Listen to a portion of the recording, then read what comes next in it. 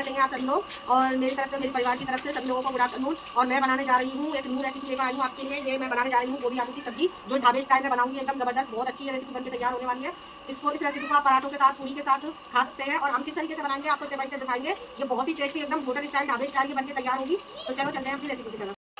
हमने ये आलू छील लिए हैं और इसको धो लिए हैं साफ करके। ये टमाटर लिए हैं और ये हमने 3 हरी मिर्च ली है। और हमने ये गोभी, इसको पानी को हमने खौला लिया था, गर्म कर लिया था, उसमें हल्दी और नमक डाल दिया था। और उस पानी में हमने ये गोभी को डाल दिया है, जिससे कि हमारा गोभी थोड़ा सॉफ्ट पड़ जाएगा और जो भी इसमें कीड़े वगैरह होंगे वो निकल जाएंगे और गोभी हमारा अंदर से एकदम क्लीन हो जाएगा, बिल्कुल साफ गोभी हो जाएगा। हम इसको निकाल लेंगे 10-15 मिनट बाद, गोभी निकाल लेंगे हम पानी में से।